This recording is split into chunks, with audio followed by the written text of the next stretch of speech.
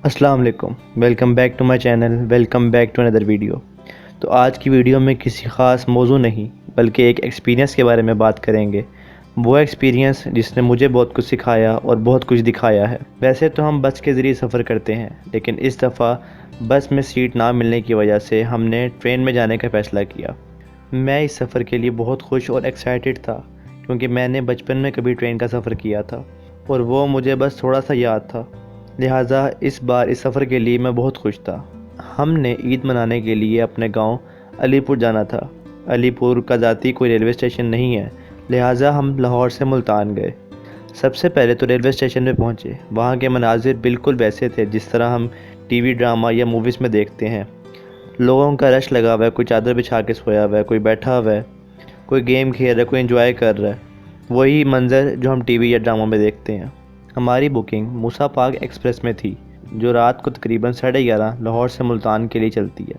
ये तो सारी बेसिक बातें हो गई ट्रेन के बारे में।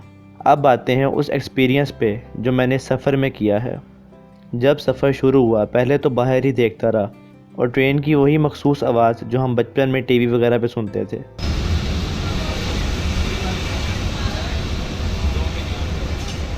इसके बाद ट्रेन के अंदर के मनाजिर पर गौर करना शुरू किया, और वो असल मनाजिर थे जिन्होंने मुझे बहुत कुछ सिखाया और बहुत कुछ दिखाया है।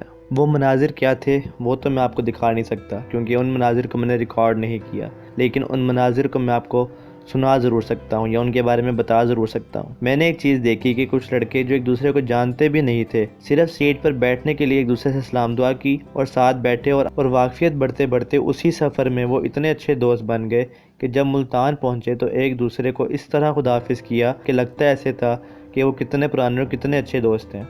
मुल्तान पहुँचने के बाद उन्होंने एक दूसरे को अपने नंबर दिए। पूरे रास्ते कभी एक अपनी बातें अपने बारे में कुछ बताता तो दूसरा सुनता, और दूसरा सुनाता तो बाकी उसकी बातें सुनते, और इस चीज़ ने मुझे बहुत मुतासिर किया।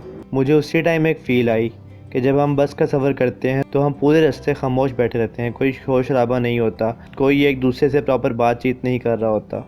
हम बस अपनी सीट पे जाके बैठते हैं और बस जो हमारे साथ बैठा होता है हमारी सीट पे, उसी से हम बस बात वगैरह करते हैं, वरना पूरा सफ़र हमारा ऐसे खामोशी से गुजर जाता है। लेकिन ट्रेन का सफ़र वाकई एक ऐसा सफ़र है जो कि बाकी सफ़रों से बहुत मुख्तलिफ है। मैंने ट्रेन के सफ़र में लोगों का प्यार, दोस्तियाँ, फैमिलियों का शोर शराबा, हंसी मजाक, कोई गेम्स खेल रहा आपस में, कोई एंजॉय कर रहा सफ़र को, कोई घर से खाने पका के लेके आया हुआ है, पूरे पूरे कूलर लोगों ने उठाए हुए हैं, चादरें बिछा के ट्रेन के फर्श पे बैठे पूरे सफ़र को एंजॉय कर रहे हैं।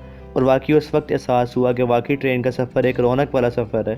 वो माहौल है जो आप बस के सफ़र में नहीं देख सकते, या जो बस के सफ़र में नहीं होता। इसका रिज़ल्ट क्या निकल के आपको पता है कि ट्रेन का किराया बस के किराए से बहुत कम है। फॉर एग्ज़ाम्पल, बस की अगर सीट 1000-1500 तक की है तो ट्रेन की सीट की कीमत 850 थी। लेकिन उस 850 वाले सफ़र में हमने 1500 वाले सफ़र से ज़्यादा इंजॉय किया।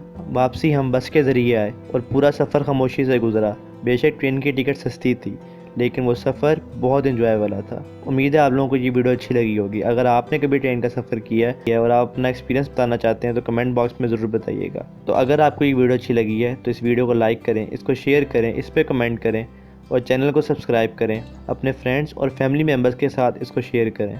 अपनों में खुश रहें, अपनों को खुश रखें, मुझे दुआ में याद रखें। अगली वीडियोज़ के लिए स्टे ट्यून्ड। टिल देन, अल्लाह हाफ़िज़।